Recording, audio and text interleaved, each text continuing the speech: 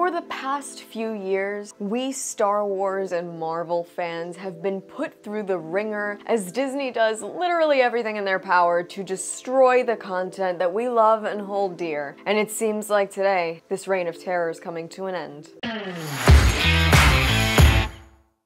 Hi y'all, SnarkyJay cosplay here. So Disney CEO Bob Iger just finalized a contract to stay on through about 2026, running parks, media, and pretty much every big thing that Disney touches. It might not seem all that important who exactly the CEO is, especially when Kathleen Kennedy is still being a fucking demon when it comes to Star Wars, right? But Bob Iger has new plans for Disney content. After it was announced that he was going to continue being the CEO of Disney, extending that short contract that started about a year and change ago, he made a statement complaining about something that we as a collective have been griping about for years. Bob Iger himself has admitted that this excess of Disney and Star Wars content, everything that the streaming service Disney Plus has been pushing into our faces for the past 2.5 to 3 years, it's actually diluting our attention and weakening the market, and he actually blames this overabundance of content on why exactly recent Marvel and animated releases aren't doing as well in theaters as Disney would hope. It's really not a secret that box office numbers and ratings are down, and for a money-hungry corporation like Disney, that's bad news. Now, we've talked a little bit about superhero and sci-fi fatigue on this channel, and I think we've all sort of come to the conclusion that yes, while most superhero content isn't super fresh to us anymore, a big part of why these projects are seeming to flop is because they're just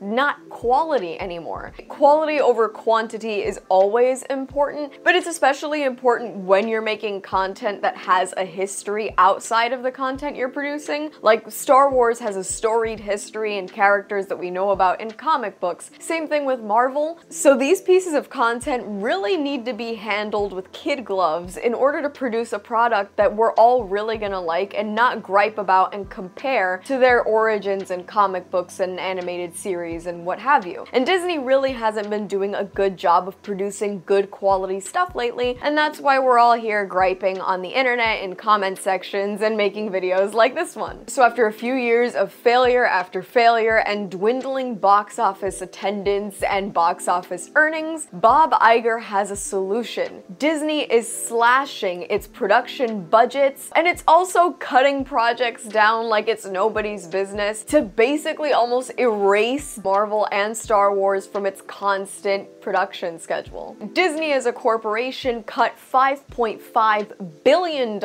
from their budget, $3 billion of which will be cut from non-sports content. Marvel is not the attention-grabbing guarantee it once was, and if Disney isn't careful, they're going to end up doing the same thing with Star Wars. After massive failures like the sequel trilogy and even bigger flops in streaming TV shows like The Book of Boba Fett, Kenobi, and Season 3 of The Mandalorian, Disney has basically turned its two biggest pieces of content into dead horses to beat with a stick. And it seems like Bob Iger is finally taking the stick out of Disney's hands and letting these IPs rest a bit, hopefully in a way that will bring them back to their former glory. And because Bob Iger even said that Disney would be opening to licensing off some of these properties to other streaming services, it's entirely possible that we might actually get some good Marvel and Star Wars content from people that, you know, aren't Disney. I guess we'll all just have to wait and see what happens with Disney and these intellectual properties moving forward. And that's all from me. I've been SnarkyJay. Thank you so much for watching.